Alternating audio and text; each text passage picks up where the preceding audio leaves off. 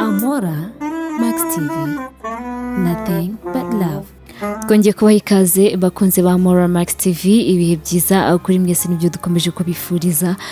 Dukomeje kugenda tuganira ku ngingo zigiye zitandukanye z'urukundo.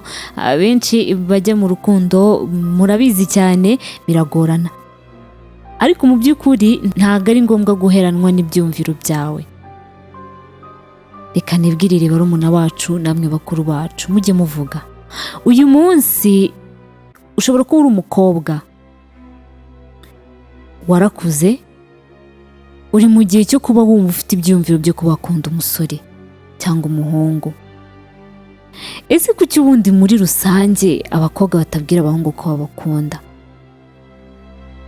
Impamvu wayibaza, nanjye nayibaza, ndetse nawe yayibaza, twese turabyibaza. Uyu munsi tubafitiye ibisubizo.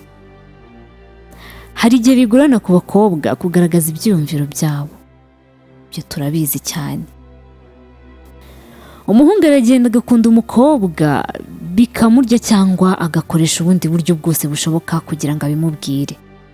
Ese kuki umukobwa akunda umuhungu akabigumana, ntakore ibishoboka byose ngo abimubwire, ahubwo bigakomeza bikamubamo? Ese ntibimubangamira? Isubize nawe niba iki kibazo ujya ukigira. Uri umukobwa, ese ibintu byari byakubaho? Wari waba uri kubwira umusore kumukunda? Aka kanya rero tugiye kubwira impamvu y'ibyo byose, impamvu bikubaho, ndetse n'uburyo wabikoramo kugira ngo uruhuke.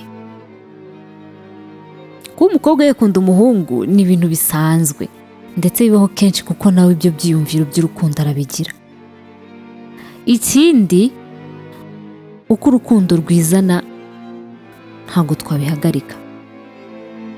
Ariko nk'umukobwa, iyo wakunze kuba ari wowe ubivuga mbere mu muco nyarwanda, ntibyabonekaga neza.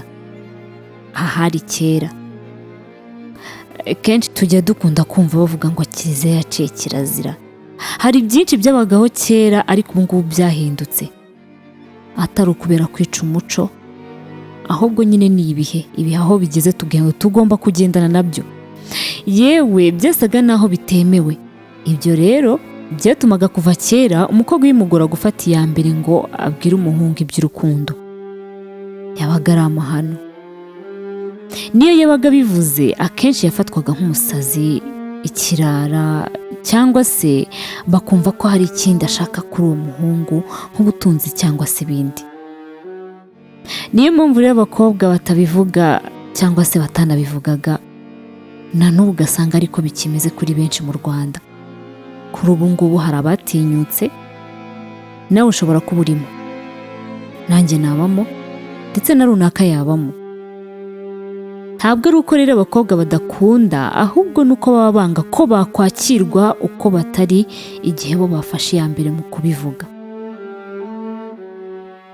Bashobora kukwita umushizi w'isoni, bashobora kuvuga ko wataye umuco, ni byinshi bizakuvugwaho.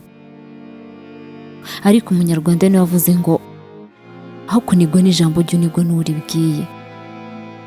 Naho ubundi mu by'ukuri nk'uko umuhungu bimugendekera, umukobwa nawe wakunze ntabashe kubivuga arabangamirwa cyane. Ibi ni ibisanzwe, haba ku muhungu cyangwa se no ku mukobwa. Gukunda ntukundwe cyangwa gukunda umuntu atazi ko umukunda ntibyoroshye kandi ntibinashimisha. Muri make rero, iyi myumvire y'uko umukobwa atabivuga igenda ihinduka buhoro buhoro. Hari abakobwa bagerageza kubivuga iyo bakunze umuhungu. Ese nawe wabivuga? Aho ngaho wisubize, igenzure, urebe niba ushobora kubwira umuhungu ko umukunda. Ese birashoboka ko wapropose umuhungu kubana nawe? Ko akunda umuhungu ari ufata iya mbere kuba yapropose umukobwa kuba yashyingiranwa nawe, niwe akunze kwita ngo gutera ivi. Ese we wabikora? Iyo nayo ni indi ngingo tuzayiganiraho mu biganiro bizagenda biza. Ikindi kandi, hari n'abahungu babyumva bakabyakira nk'ibisanzwe, bakemera gukomezanya mu rukundo cyangwa bakabyanga. nk'uko n'umuhungu ashobora kuza kugutereta uri umukobwa ukabyanga. Ubundi benshi bavuga yuko abakobwa batinya guterwa indobo, ariko ntitukikunde. Abahungu iyo tubateye indobo bo twumva bimeze bite? Tujye twishyira mu mwanya wabo. Mukobwa, niba uri kudutega amatwi, genzura wowe ubwawe umaze gutera indobo abasore bangahe? Kuki wumva ko utewe indobo rimwe waba uciye nk'amabere? Ntabwo urukundo ruhatirizwa, ni kenshi twagiye tubiganiraho. Urukundo ni ikintu kizana kandi kijya aho gishaka. Niyo mpamvu ubwiye umusore ko umukunda ntagukunde, ntariba ryarenze. Hari n'abandi, hari uzemera kugukunda kimwe no ku muhungu adacika intege. Ntabwo umuhungu arekera kugutereta ngo ni uko umukobwa yamwanze, oya. Nubwo ibyo byose biba, ariko ntibatekereza kuri uwo mukobwa ibintu bibi ngo ni uko yavuze mbere ko yakunze umuhungu. Ni ibisanzwe pe, ibyo turabizi.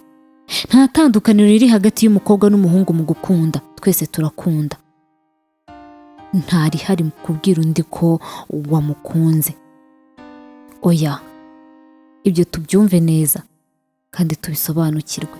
Waba umuhungu cyangwa umukobwa, ni uburenganzira bwawe kubwira mugenzi wawe ko umukunda niba byakubayeho. Wikomeza guheranwa n'ako gahinda ko kuvuga ngo wakunze umuntu ntiwabimubwira. Wiheranwe n'amarangamutima yawe. Tobora uvuge, tinyuka. Ashobora kukubwira yego cyangwa se akanakubwira oya. Ibisubizo byose ntabwo bigomba kuba ari byiza. Hari igihe biba bibi kugira ngo bitwigishe. Iyo bitagusigiye isomo, bigusigira igikomere. Ibi bishatse kuvuga ko ugomba kwitegura igisubizo aza kuguha icyo ari cyo cyose nyuma yo kumubwira ko umukunda, byaba kubyishimira cyangwa se kubigaya. Ariko burya nawe utanga igisubizo, ni byiza ko umuntu ukubwiye ko agukunda naho waba utamukunda, umuha igisubizo mwubashye. Si byiza ko umuhungu atanga igisubizo abwira umukobwa nabi, agaragaza ko yashize isoni, agaragaza ko atagombaga kubimubwira. Mubwira igisubizo mu buryo bwiza, ntumwereke ko yaciye nk'amabere. Nawe mukobwa nujya kubivuga, ntubivugane ubushizi bw'isoni.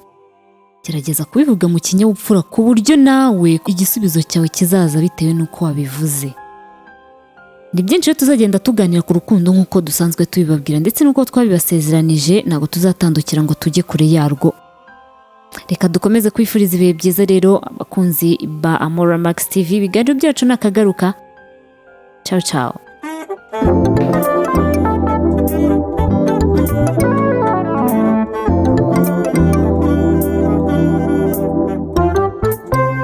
Amora Max TV, nothing but love.